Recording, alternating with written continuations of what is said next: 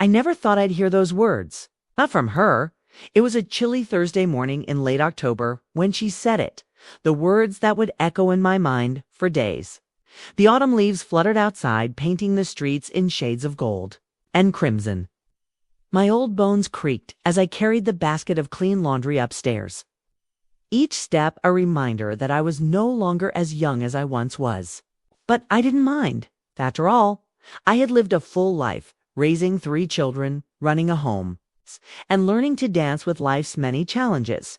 So when my daughter-in-law's Samantha, stood at the doorway with her arms folded across her chest and that tight, impatient expression on her face, I braced myself. Thought she might ask about dinner plans or perhaps complain about the kids' after-school schedules. But nothing prepared me for what came next. "You're too old to babysit." She snapped, her eyes darting away as if she couldn't bear to look at me. Her voice was cold, the finality in her tone cutting deeper than any knife. I opened my mouth, but no words came out. My heart thudded painfully and my hands shook a mixture of shock and hurt. Did she really believe that?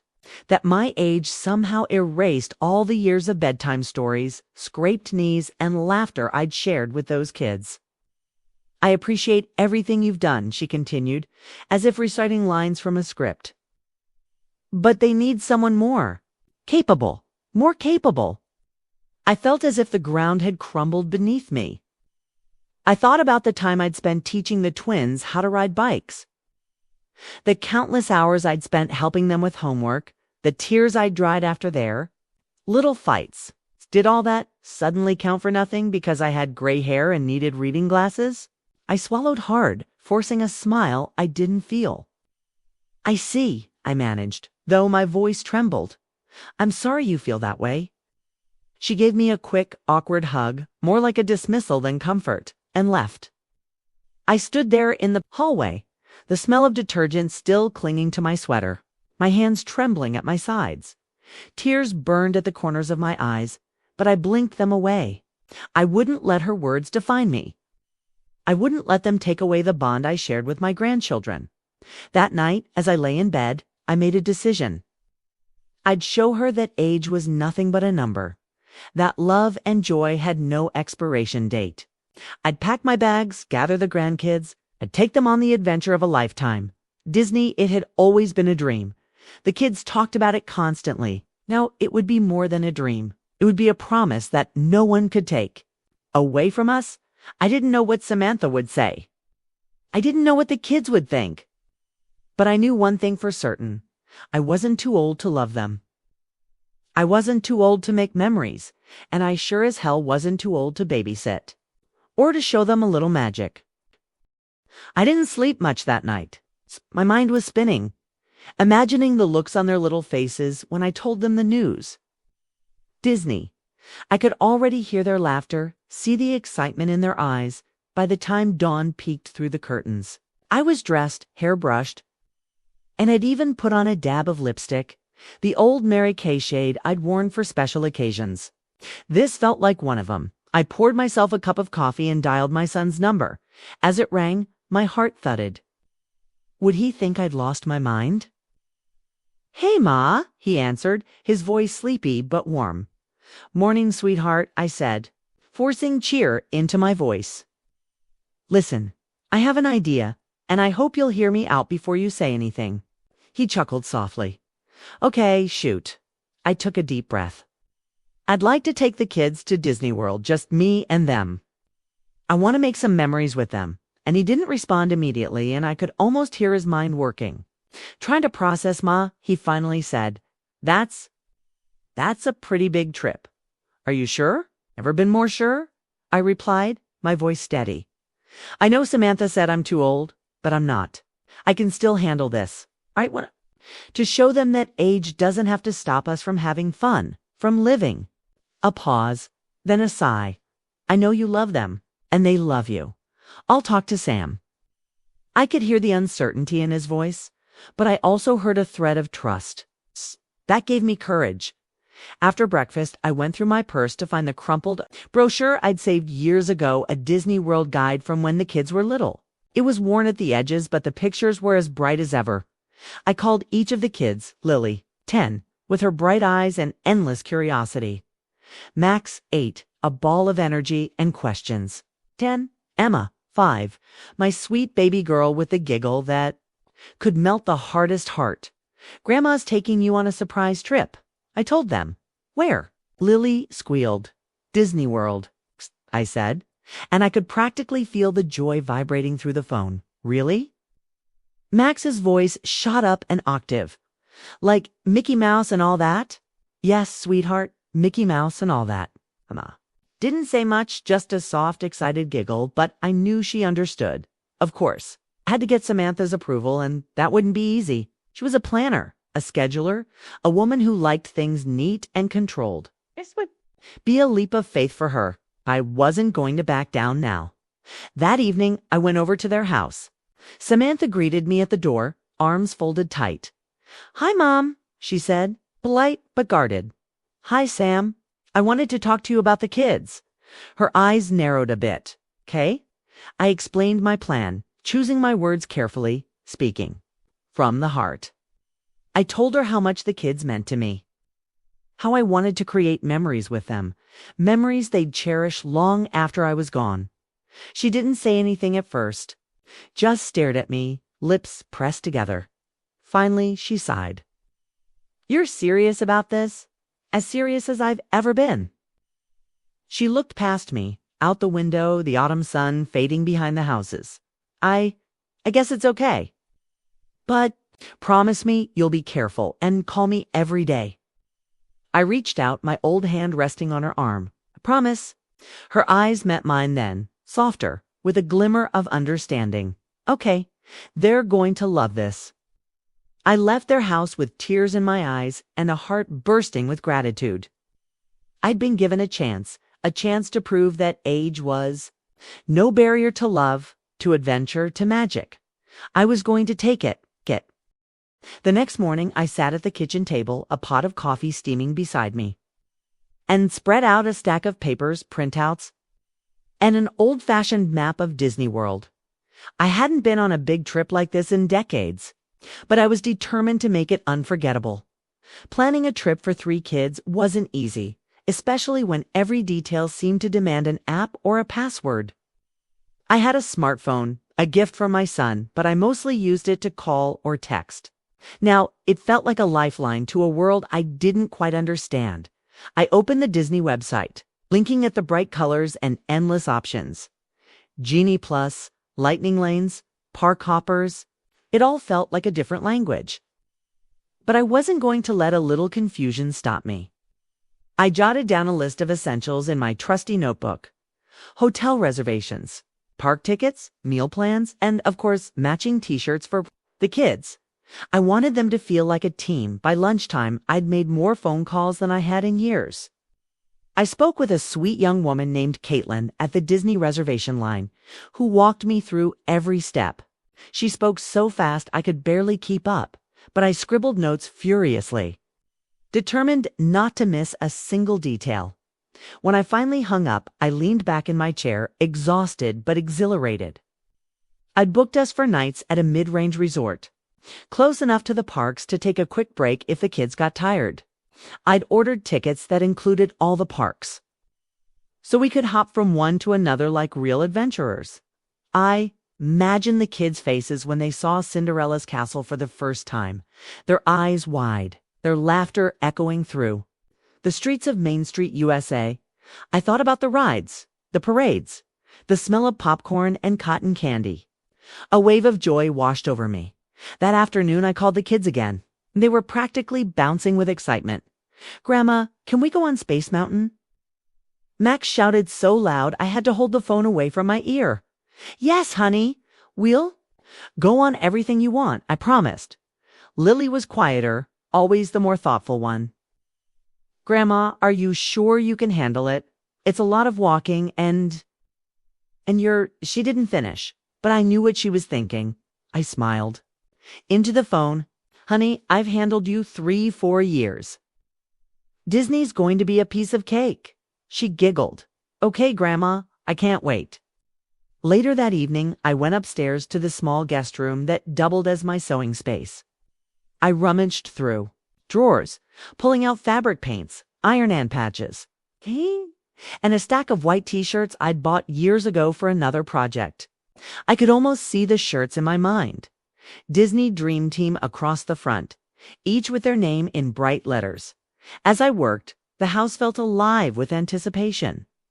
My old radio played softly, filling the air with music that made me sway in my chair. I painted each shirt carefully, adding little stars and Mickey-shaped ears, making sure every detail was perfect. For a moment, I thought about Samantha's words again. "You're too old to babysit." Sting was still there, but it was softer now, like an old bruise. I knew I couldn't control what she thought of me, but I could control how I loved her kids. And I could make this trip a memory they'd carry with them forever. When I finished the last shirt, I held it up to the light, smiling. Age might have lined my face and stiffened my knees, but it hadn't dimmed my love or my determination. Disney, here we come. The day of our trip arrived in a rush of nerves and excitement. The sun hadn't even peeked over the horizon when I tiptoed into the kids' rooms, gently shaking them awake. "Time to go, sleepyheads," I whispered, my heart thumping in my chest. Lily sat up first, rubbing her eyes. Max was already half-dressed, his energy unstoppable even at 5 a.m. Emma, sweet Emma, snuggled into her blanket, her thumb still tucked in her mouth, crouched beside her, brushing her hair back. "Come on, honey, we're off to Disney."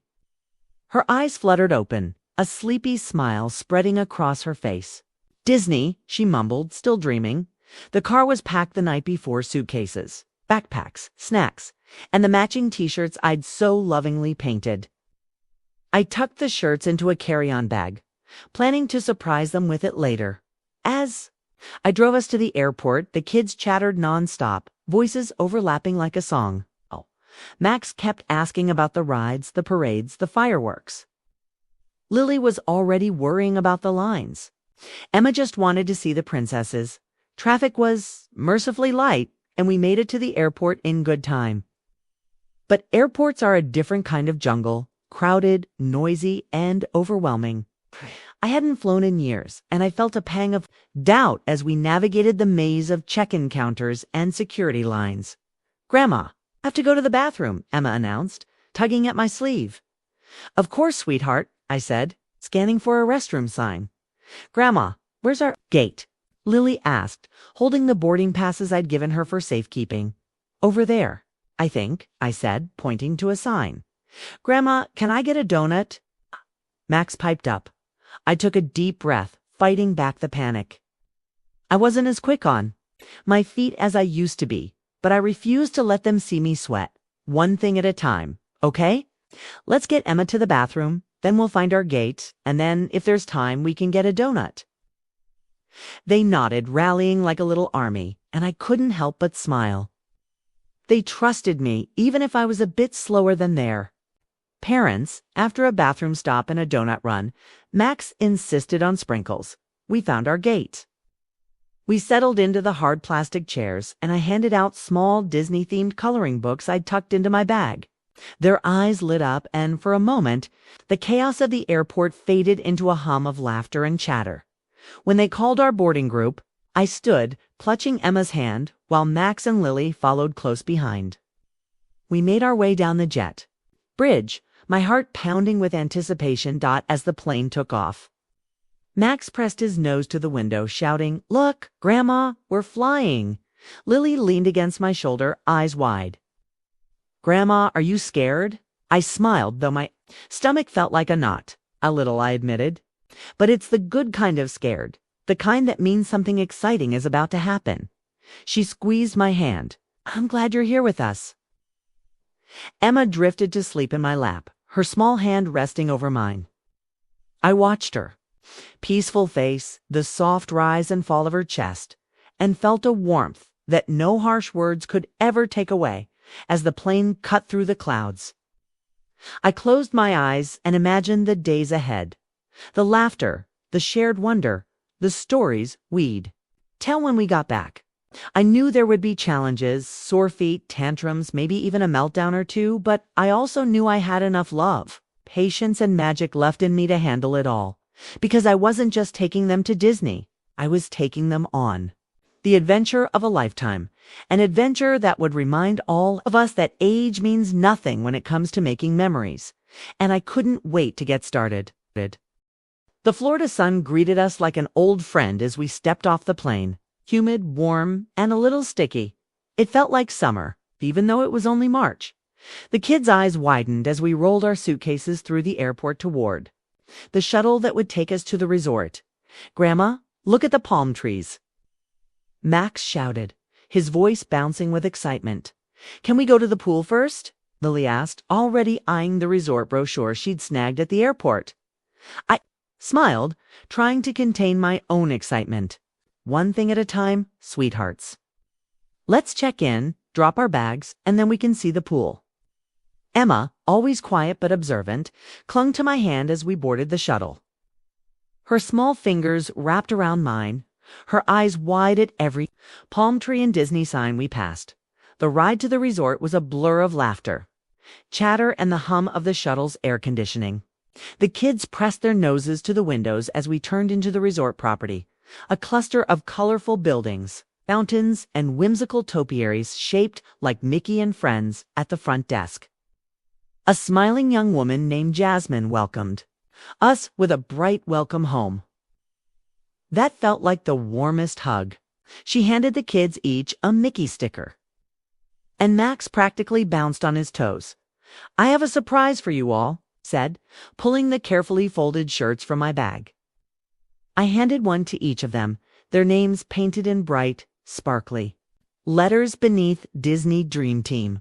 Lily gasped. "Grandma, did you make these?" I nodded, feeling tears prick at my eyes. I wanted us to be a team, a real Disney team.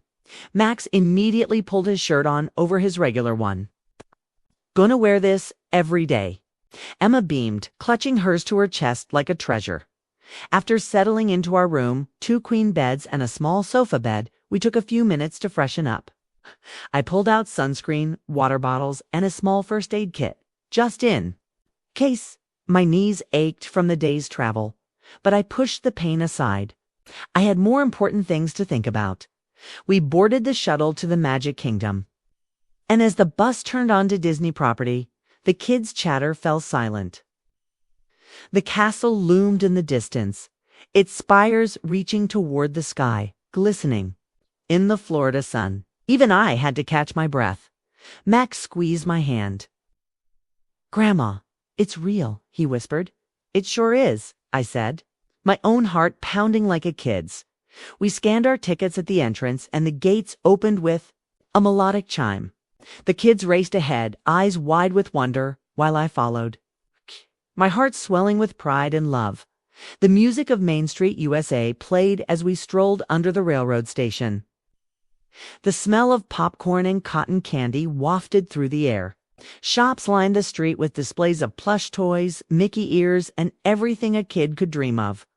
"Look, Grandma." Lily pointed to a family posing for a picture in front of the castle. "Can we do that too?" "Course," I said, smiling. A kind cast member took our photo, me in the middle, Emma on my hip, Lily and Max on either side, all of us in our matching shirts. Couldn't stop the tears from sliding down my cheeks as I looked at that castle behind us, a symbol of dreams, of magic, of memories. We spent the morning exploring Peter Pan's flight. It's a small world, the Mad Tea Party. The lines were long, and the kids grew restless at times. But every time I caught Max's grin or heard Emma's giggle, it reminded me why I'd come by lunchtime. We found a shady table near the castle and shared chicken nuggets and fries, the kind of simple meal that tastes like gold in the right moment, Grandma. "This is the best day ever," Lily said, ketchup on her cheek. "It's just the beginning," I replied, wiping her face with a napkin, and it was. Because in that moment, under the bright blue sky, surrounded by laughter and the scent of popcorn, I knew I wasn't too old to babysit. I wasn't too old to be the kind of grandmother they'd remember forever. I was right where I belonged. After lunch, we made our way to Adventureland, the kids skipping ahead. Chattering excitedly about pirates and jungle cruises, I marveled at their energy. And truth be told, I marveled at my own. My legs ached, my feet throbbed, but I pushed. The discomfort aside, the sparkle in their eyes made every step worthwhile. "Grandma, can we do Pirates of the Caribbean?" Max asked, bouncing in place. I grinned. "Of course, sweetheart." We joined the line, which snaked around fake palm trees and rock walls. The wait time sign said 45 minutes, but the kids didn't seem to care. They played I Spy with the other children in line, making fast friends over shared snacks and Disney pins. As we inched forward, I felt a tap on my shoulder. I turned to see a young mother with a baby in her arms, a toddler clinging to her leg. "Excuse me," she said. "Kindly, I just wanted to say it's so wonderful to see a grandma bringing her grandkids here. My mom passed last year, and she would have loved to do something like this." Her words hit me like a warm embrace and a gentle reminder that time is precious. "Thank you," I said softly, tears pricking my eyes. "I feel very lucky." Inside, the ride, the darkness felt cool and welcoming. Max shrieked with laughter at the pirates' antics. Lily clutched my arm during the cannon fire. And Emma snuggled into my side, eyes wide with wonder. When the boat floated back to the dock, I knew this memory would live in my heart forever. After Pirates, we made our way to Frontierland. I'd promised them Big Thunder Mountain, though I had my doubts about my own ability to handle the thrill. "Are you sure you're okay with this one, Grandma?" Lily asked, a crease of worry between her brows. I took a deep breath. "If you're brave enough, so am I." The ride was faster and wilder than I'd expected. As we hurtled around the curves, I clutched the safety bar and laughed until tears streamed down my cheeks. When we finally slowed, Max turned to me, his face lit with excitement. "You screamed the loudest, Grandma," he teased. I grinned. Well, I guess I'm still full of surprises, but the day wasn't without its challenges. By late afternoon, the sun was blazing and the crowds pressed close. Emma began to fuss. Her cheeks flushed pink, and Lily complained of a headache. Max wanted to keep going, but I could see fatigue creeping in. "Let's take a little break," I suggested, guiding them toward a shady bench near the carousel. I dug through my bag, fishing out water bottles, sunscreen, and a small fan I'd packed just in case. Emma lay her head in my lap, her thumbs slipping into her mouth. Lily sipped her water, her eyes drooping.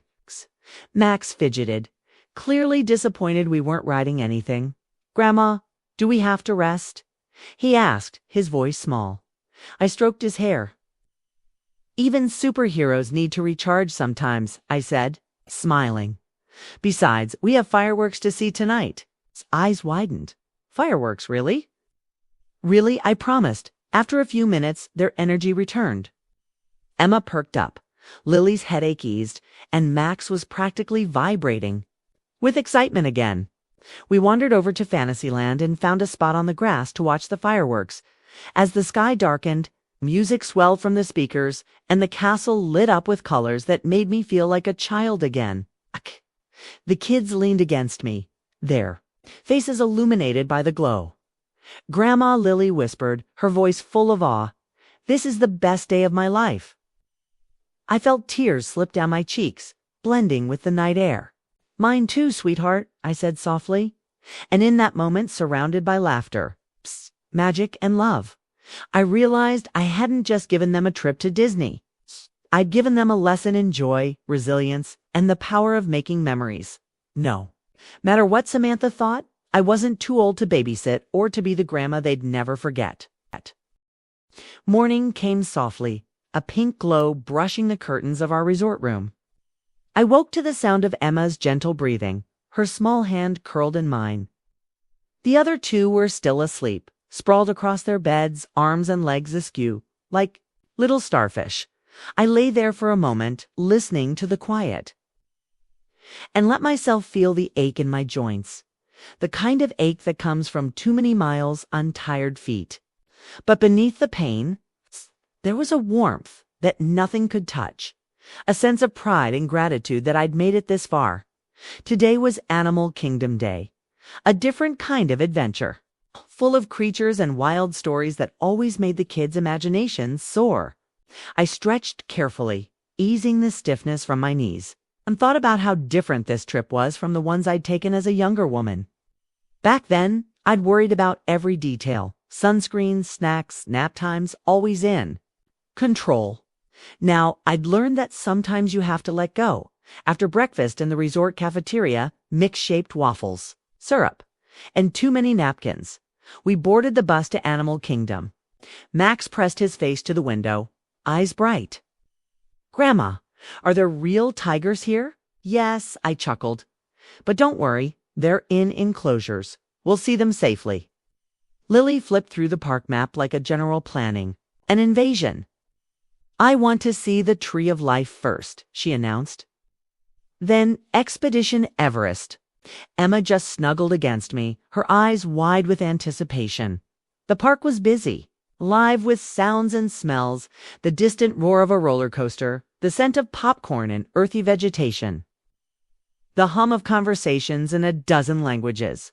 We joined the crowd flowing toward the Tree of Life, its massive trunk carved with animals that seemed to move in the shifting light as we stood in line for the Kilimanjaro safaris. Max bounced on his toes. "Grandma, do you think we'll see a lion?" "Maybe," I smiled, brushing his hair back from his forehead.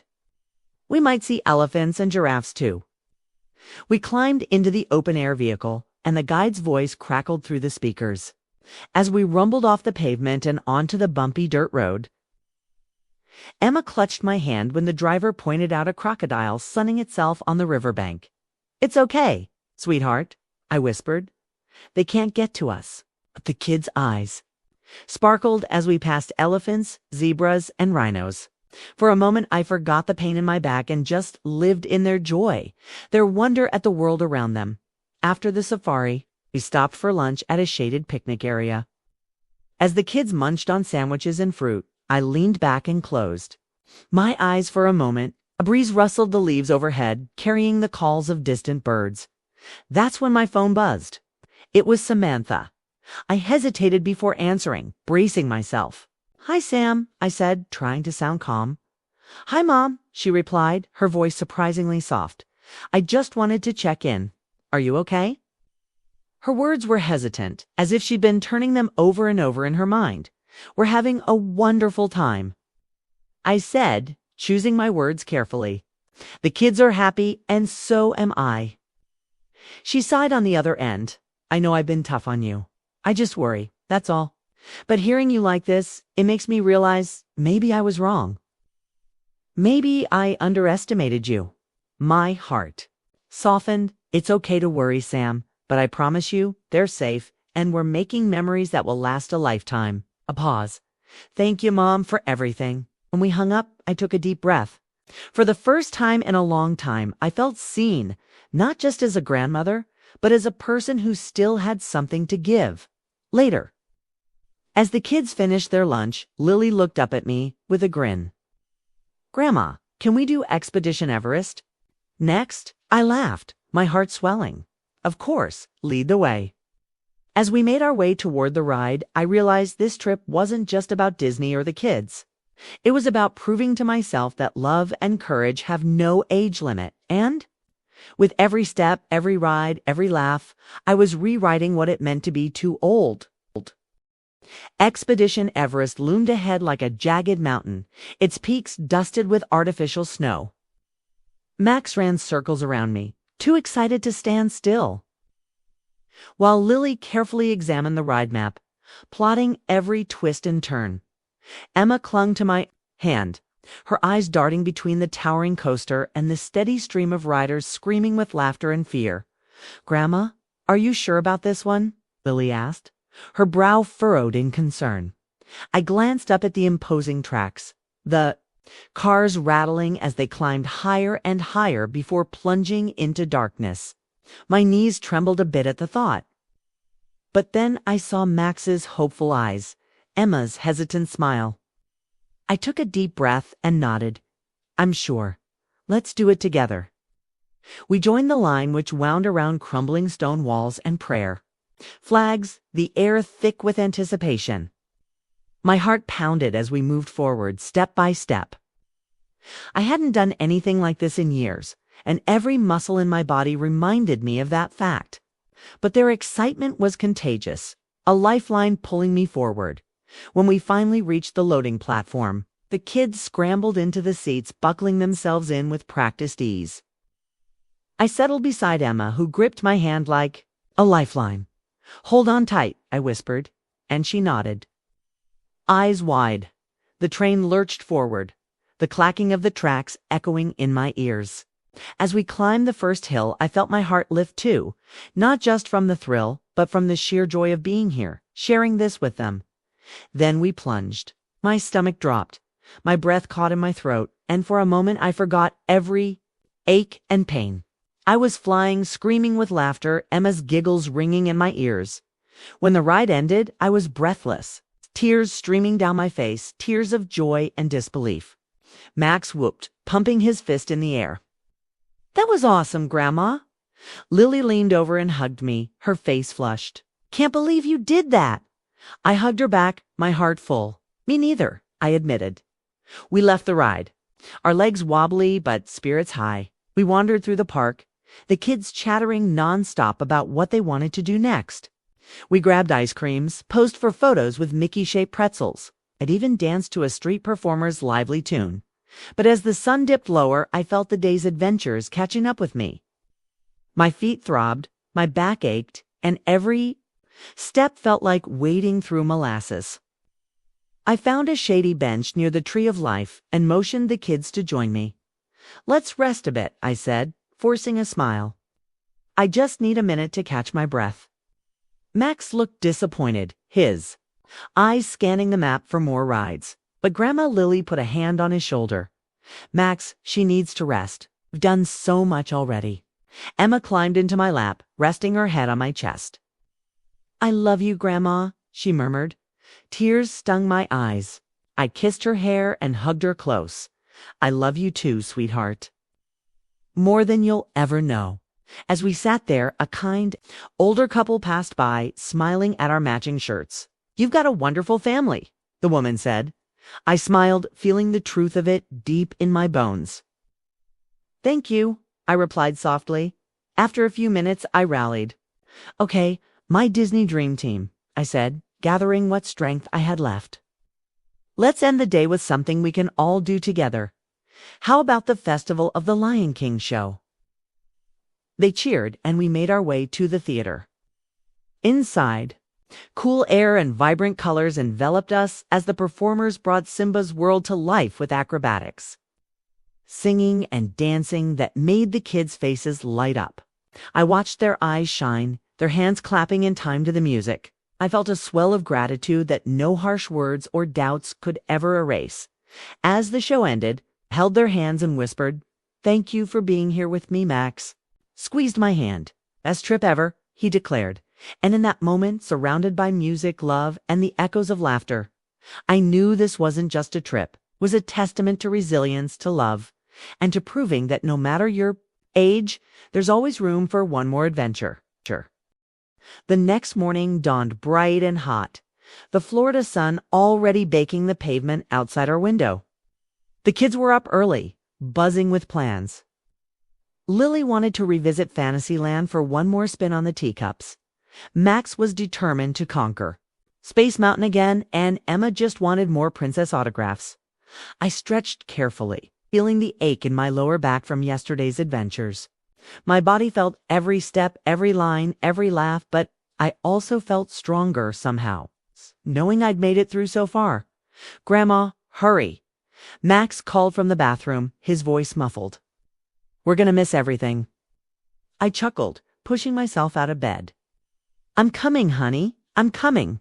We made our way to the Magic Kingdom again, the bus humming with the chatter of other families. I couldn't help but smile at the sea of mouse ears and princess dresses. I felt like I'd become part of a secret club, the Club of Families, making memories. But as we passed through the turnstiles and joined the flow of people toward the castle, A sudden dizziness washed over me.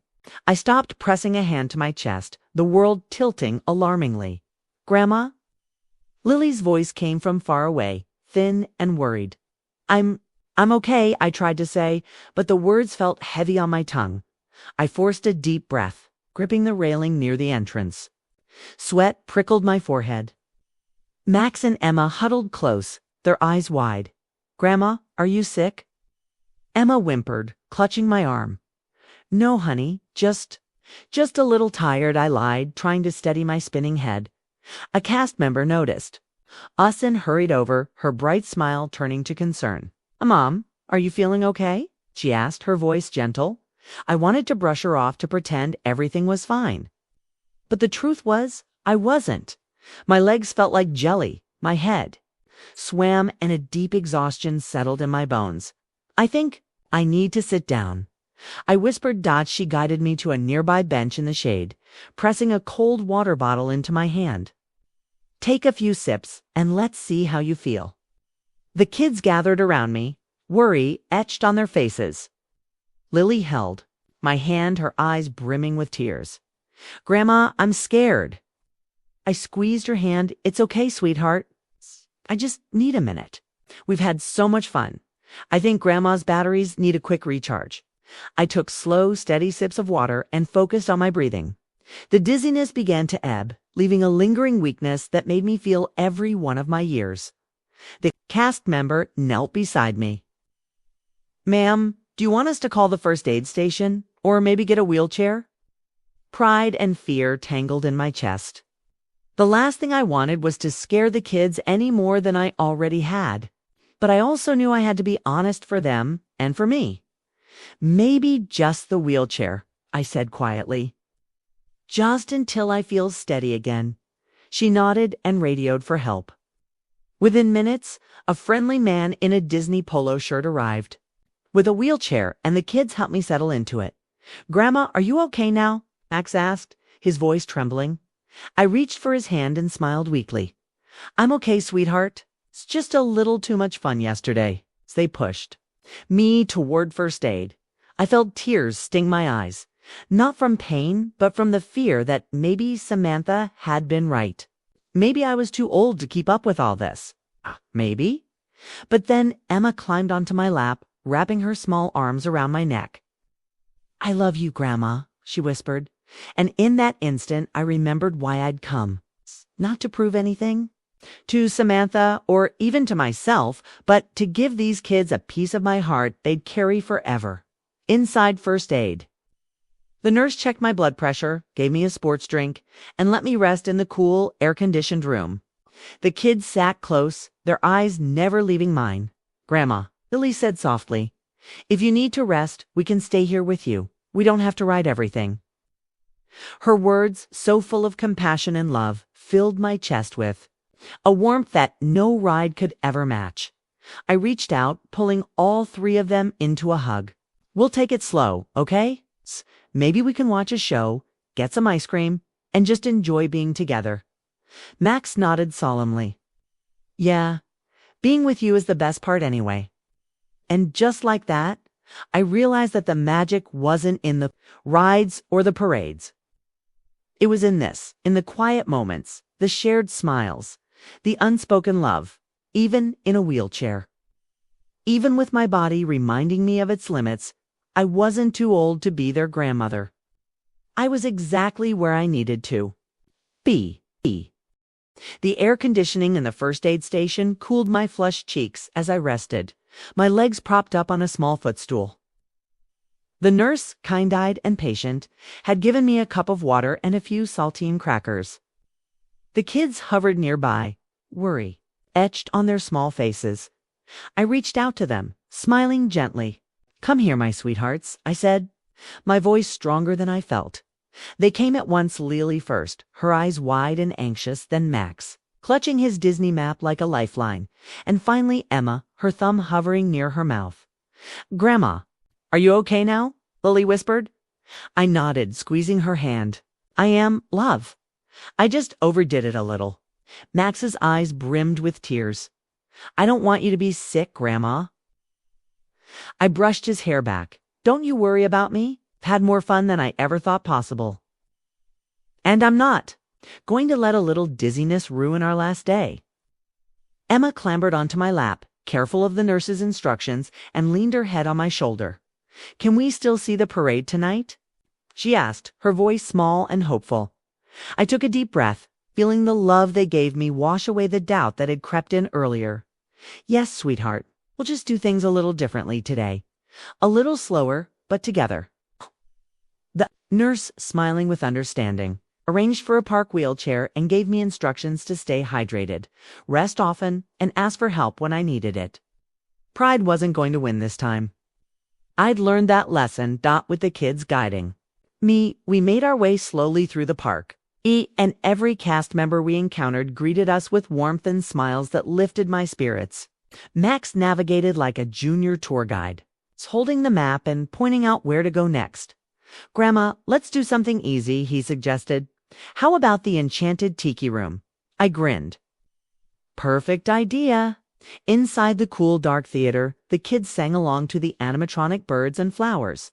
Their laughter filled the space, and I joined in, less concerned now with how fast we moved and more focused on the simple joy of being there. We found a shaded spot later near the castle and treated ourselves to Mickey ice cream bars. I watched them, the sticky chocolate dripping down their fingers, and felt a wave of gratitude so strong it nearly overwhelmed me. Grandma, it's the best day ever. Max declared, chocolate on his chin. Even better than Space Mountain. I teased. He nodded solemnly. Way better. 'Cause you're here with us. Lily reached over and hugged me tight. Grandma, I'm really proud of you, she whispered. You're braver than anyone. Tears blurred my vision as I hugged her back. Thank you, sweetheart. That means the world to me. As evening fell, we found a spot for the parade. I settled into the wheelchair. The kids gathered close, their faces lit with anticipation. The music swelled, the floats sparkled, and the Disney magic danced in the air. Emma climbed into my lap, eyes wide with wonder. Grandma, look, it's Elsa. I laughed, the sound rising above the music, and held her close. I see her, sweetheart. Isn't she beautiful? Max waved frantically at Mickey, and Lily's hands clasped in delight as the dancers passed by. And me. I let the tears flow freely, now tears of joy, of pride, of love that overflowed every ache and pain, because I'd learned something more important than proving I wasn't too old. That love was enough. That being there, sharing the magic, and making memories was what really mattered as the parade ended and the fireworks began. I looked up at the night sky, at the explosions of color and light that mirrored the emotions in my heart. Thank you, I whispered to the sky, to the kids, to the universe, because even though I'd come to Disney to prove something, I'd found something even better, that the magic wasn't in the rides or the shows or the castles. It was in us, this little family, these precious moments, and the love that no one could ever take away. That night, after the fireworks had faded and the crowds had begun to thin, we made our way slowly back to the resort. The bus ride was quieter than before, the kids' heads resting on my shoulders, their Disney pins and pressed pennies tucked away like treasure. My legs ached, and the wheelchair sat folded neatly beside us, a reminder of the day's challenges. But my heart was light.